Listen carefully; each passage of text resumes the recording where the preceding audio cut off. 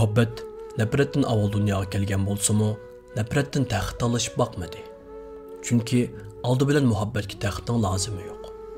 U jimiki mavjudotga beg'ishlanguvchi. Ammo nafrat g'azab qilichi va hayva qalqinga tayinib, saltanatini saqlovchi. İnsanning tarixini varaqlasang, uni nafratning qon bilan tutganligini bayqaysan. Ondan muhabbatning qudratiga texmi chin butsan. Bu yerda sen bayqaydigan haqiqat shuki, nafrat almisaqdan buyon muhabbatni ojiz sanab keldi. Lekin muhabbat nafrat fojiasiga g'arq bo'lgan insonni untin saldi avlod ulab keldi. Nafrat to'ymas shohlarning farmonida, qo'rqmas qaramlarning paymonida, nodon g'oliblarning tukurib bo'lib chachragan masxarida, tadin raqiblarning ko'zlarida uchqunlagan qasimida, muhabbat teksan aylish uchun nari tortib atqanda, muhabbat mayin shamollarning parvozida, ma'sum qushlarning navosida, oshiq ma'shuqlarning gulgun bag'rida, sabiylarning zarrasiz chehrida, g'aniylarning g'arazsiz mehrida nafratga ihson qilmoq uchun qabr tayyorlamoqda edi.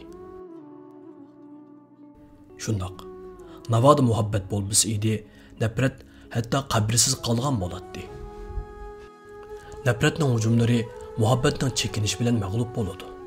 Nafratning zarb bilan urgan qilichi muhabbatning tabassumini sunib ketadi. Muhabbat mangu bir sabiy bola. Muhabbat mangu aqlga to'shmaydi. Shun u hech qachon nafratning xavfidan qo'rqmaydi. Bundaq bir ko'rinishni ko'z oldingga keltir.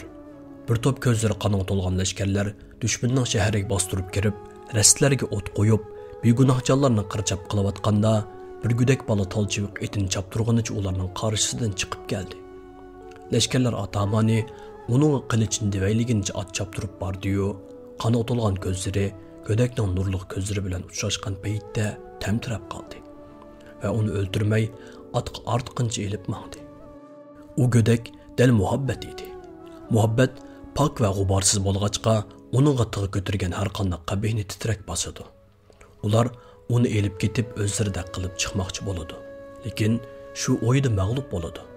Chunki muhabbat hech qachon nafratning o'rdisida aynimaydi. U ya muhabbat peti o'ladi, ya muhabbat peti hur bo'ladi. Nafrat xuddi inson ruhi qitilgan g'alda, g'ash bisilgan harva. Muhabbat ba'ayni bir bayan daladaki sap hava. Nafratlik dil daim bimajal. Muhabbatlik dil daim bimalal. Muhabbatlik insanning yaşamı xuddi yaqimliq kuch olganga o'xshaydi.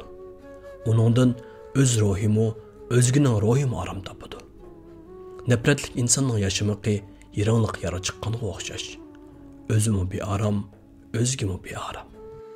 Hayotingdagi muhabbatlik qalb egillarini cheksiz so'y. Ulardan mı ranjishing mumkin? Lekin ulardan ranjish xuddi oftobdan, yomg'irdan, shamoldan va yoki fasllarning almashqinidan ranjigandakli bir ish. Sen hamon bularning hammasi sana kerakli go'zal tuyg'ularning borligini his qilasan. Demak, muhabbatlik insonlarga nafratlanmaysan, balki azoringning o'rinsizligini bilib pushaymonga botsan. Lekin hech qisi yo'q. Qilchi yiqmay uning bag'riga borgan. Muhabbat shaksiz g'umsizligi va shartsiz marhamati bilan mangu nafratdan g'olib kelguchi.